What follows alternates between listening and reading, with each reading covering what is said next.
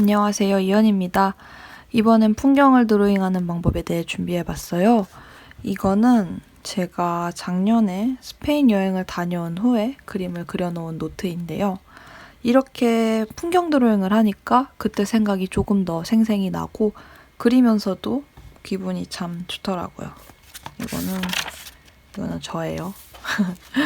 풍경 드로잉은 정말 기본적인 건물의 골격과 투시 같은 것만 이해하시면 누구나 쉽게 따라 하실 수 있어요. 그래서 제가 지금부터 몇 가지 팁을 알려드리겠습니다. 일단 준비를 해야겠죠. 사진을 먼저 고르시는데요. 이해하시기 쉽게 제가 아이패드에 예시를 보여드릴게요.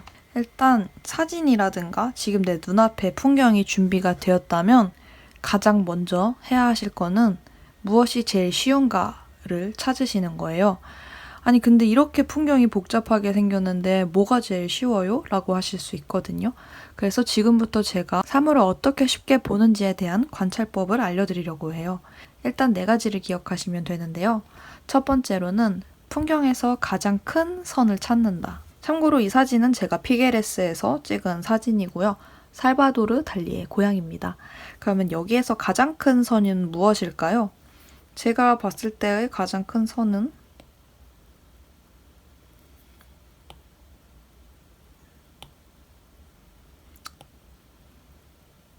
이런 모양인데요.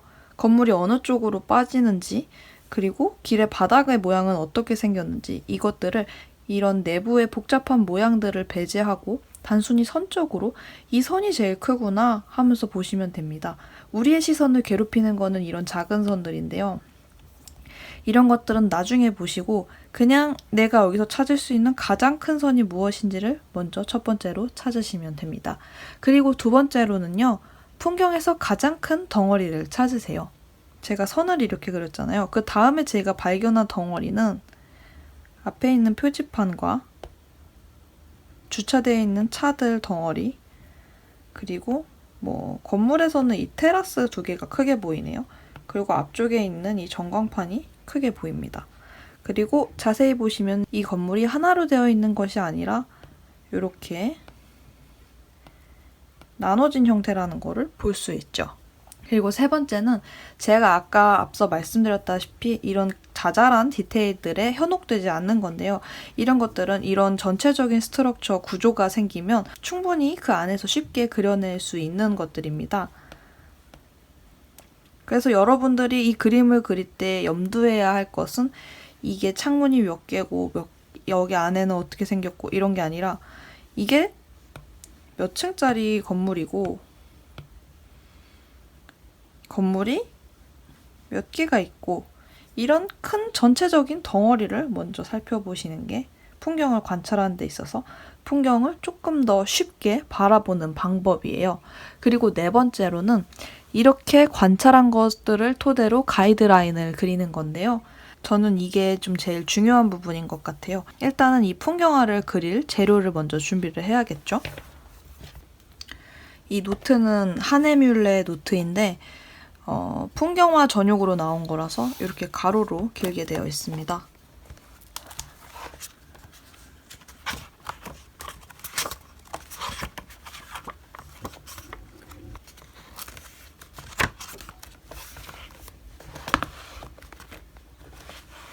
이렇게 종이를 먼저 준비해 주시고요. 제가 관찰한 것을 토대로 가이드라인을 그리라고 말씀을 드렸잖아요. 그래서 아까 그린 것들을 종이에 그냥 옮겨 담으면 돼요. 제가 본 큰 선들.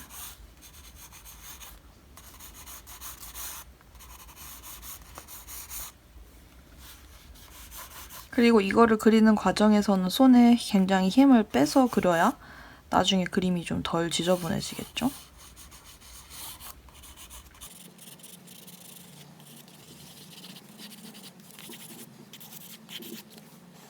근데 이렇게 그리는 과정에서 한 가지 팁을 더 말씀드리자면요. 이 선을 그냥 옮기는 게 아니라 선과 선 사이의 비율이라던가 면적의 모양 같은 거를 퍼즐처럼 생각하시면 조금 더 이해가 쉬우실 거예요. 그래서 이 사진에서 다시 보시다 보면 여기 모양이 이렇게 생겼죠. 그리고 여기에 비율이 보이죠. 그걸 옮겨주는 거예요.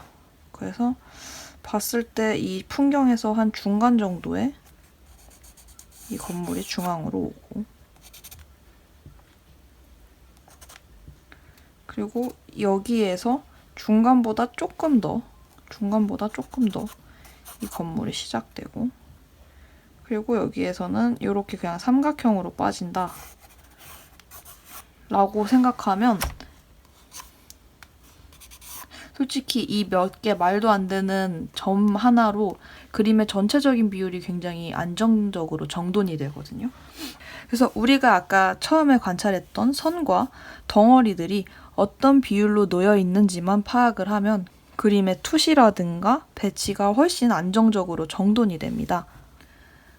그리고 지금 이렇게 연필로 흐리게 그리고 해놓으니까 위에 펜으로 그리는 거는 정말 어렵지가 않겠죠?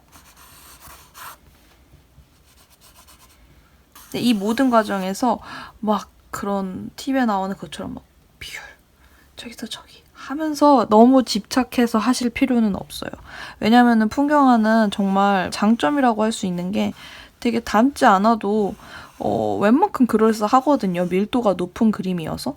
그래서 그런 부담은 갖지 마시고 이렇게 하면은 그림을 그린 데 있어서 형태가 어그러진다던가 여기 건물 그리려고 했는데 자리가 없어서 못 그렸어 하는 일들은 최소한 조금 예방이 될 수 있다. 이 정도로 생각하시면 좋을 것 같아요.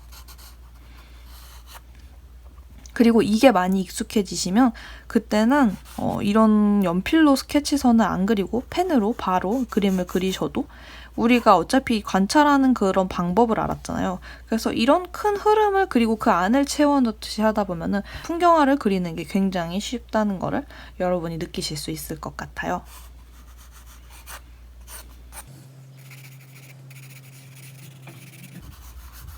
그리고 제가 풍경화 그리기를 예시로 드렸지만 이건 풍경화뿐만이 아니라 그 어떤 복잡한 여러 가지 그림에도 적용할 수 있는 팁이니까 응용하시면서 그림을 그리시면 좋을 것 같아요.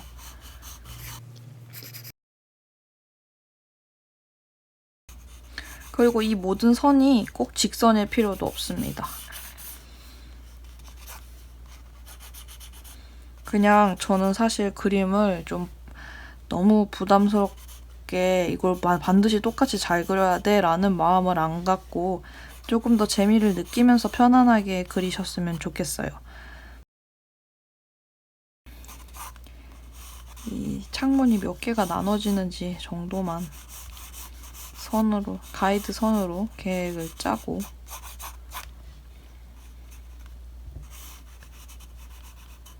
이 테라스는 뒤에 가서 이렇게 작아집니다.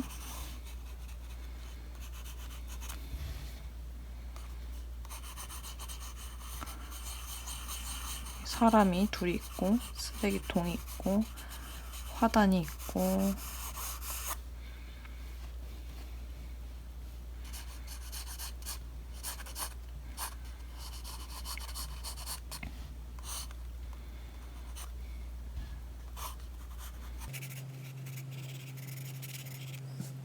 그 다음에는 펜을 쓰시는데요. 저는 트라디오 수성펜, 그리고 코픽 멀티라이너가 있는데 뭘로 그릴까? 트라디오로 그리겠습니다.